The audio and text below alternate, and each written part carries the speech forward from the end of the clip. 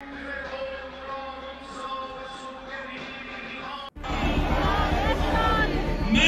بر آمریکا. همینک پیکر مطهر شهید بابا مقام. স্বাগতম দর্শক বন্ধুরা, আপনাদের সকলকে আমি অনুপ বিশ্বাস। দর্শক, যে ভিডিও ক্লিপ আপনারা দেখছেন কি বুঝছেন? দেখুন, কোনো যুদ্ধের পর সবচেয়ে বড় বিষয় হচ্ছে নিজেদের নায়কদের চিনে নেওয়া, তাদের সম্মান জানানো। আর ইরান যেভাবে তার বিজ্ঞানীদের জন্য জানাজা অনুষ্ঠানের আয়োজন করেছে এবং সেই জানাজায় সাধারণ মানুষ যেভাবে ভিড় করেছে তা খুব স্পষ্টভাবে দেখিয়ে দিচ্ছে ইরানের এই বিজয় মূলত সেই বিজ্ঞানীদের আত্মত্যাগের ফল। এই বিজ্ঞানীরা যে কাজ করেছেন তার জন্যই ইরান আজ এই জায়গায় এসে দাঁড়াতে পেরেছে, ইসরায়েল আমেরিকার সাথে ফাইট করতে পেরেছে। আরেকটি বড় বিষয় হলো, ইরানের সর্বোচ্চ নেতা আয়াতুল্লাহ আলী খামেনি আবারও দেখিয়ে দিলেন তাদের নেতৃত্ব ঠিক কতটা দৃঢ়।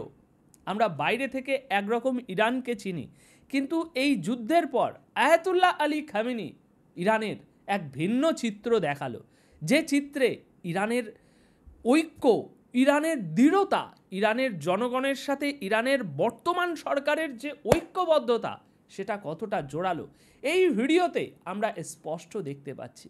কিন্তু ওয়েস্টার্ন মিডিয়া আমাদেরকে ইরানের এক ভিন্ন চিত্র দেখায়, কিন্তু আজ আমরা সম্পূর্ণ আলাদা চিত্র দেখতে পাচ্ছি। ইরান সরকার এবং ইরান জনতার মধ্যে যে ঐক্যবদ্ধতা সেটার, যেভাবে এইসব জানাজার ছবি ও খবর সামনে এসেছে তা থেকে পরিষ্কার বোঝা যায়, দর্শক, পরিষ্কার বোঝা যায় এত বড় মানুষের শাহাদাতের পরেও ইরান ভেঙে পড়েনি।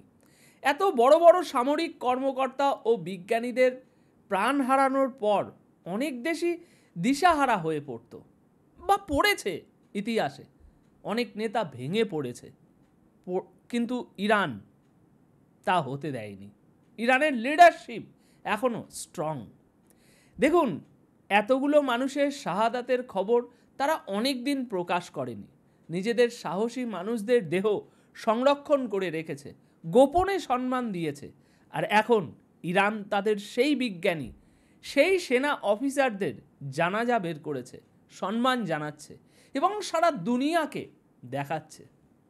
মানুষ রাস্তায় নেমে আসছে, তাদের গায়ে ফুল বর্ষণ করছে, তাদের শেষ যাত্রার শরিক হচ্ছে। এটা সত্যি সত্যি অনেক বড় কথা। যে ছবিগুলো এখন সামনে এসেছে, দেখুন এই ছবিগুলো, এটা তো স্পষ্ট। অনেক সময় যুদ্ধ জয়ের পর মানুষ তাদের আসল নায়কদের ভুলে যায়। যুদ্ধে জয়ের পর যে নেতা বা সেনা কর্মকর্তা সামনে চলে আসে তাকেই যেন সব কিছুর মূল হিসাবে ধরে নেওয়া হয়। কিন্তু খামেনি এখনও প্রকাশ্যে আসেনি, তবে তিনি যেভাবে তার দেশের বিজ্ঞানী আর সেনা কর্মকর্তাদের শেষ সম্মান দিচ্ছেন, তাদের প্রাপ্য যেটুকু মর্যাদা ছিল সেটা নিশ্চিত করেছেন, এটাই একটা বিরাট ব্যাপার ইরানের লিডারশিপে। অনেক সময় যুদ্ধের পর সরকার বা প্রশাসন সেই ভিত্তির কথা ভুলে যায়, তুলে ধরে না, যার উপর পুরো কাঠামোটা দাঁড়িয়েছিল সেই ভিত্তিকে আড়াল করে দেয়া হয়। অনেক সময় কোনো ঘোষণা পর্যন্ত করা হয় না যে কে শহীদ হয়েছে, কে কি কাজ করেছে। কখনো কখনো কৌশলগত কারণে এসব গোপন রাখা হয়। যেমন আমেরিকা আর ইসরায়েলের গোয়েন্দা সংস্থাগুলো, ওরা তো আগেই জানতো, তাই না?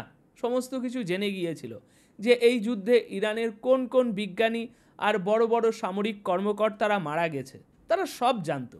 কিন্তু তা সত্ত্বেও এই অবস্থায় যদি তাদের জানাজা লুকিয়ে রাখা হতো কিংবা তাদের প্রাপ্য সম্মান না দেয়া হতো, তাহলে সেটা একটা বড় অন্যায় হতো, একটা অবিচার হতো। তাই খামেনি অন্তত এই জায়গায় সুবিচার করেছেন। তিনি তাদের জানাজায় সেই সম্মান দিয়েছেন যেটা তাদের পাওয়া উচিত ছিল। তাদেরকে দুনিয়া থেকে আড়াল করেনি।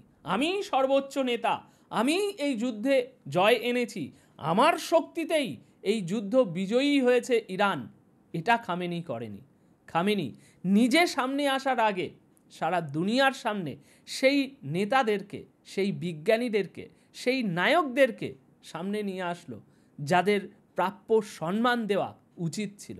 নিজেকে বড় নেতা হিসাবে জাহির করার আগে, হ্যাঁ, খামেনির তো অনেক বড় অবদান আছে এই যুদ্ধে, কিন্তু হামবড়া এটা করার আগে যে মানুষগুলো সামনে আসা উচিত ছিল দুনিয়ার সামনে, তাদেরকে তিনি সর্বপ্রথম নিয়ে আসলেন।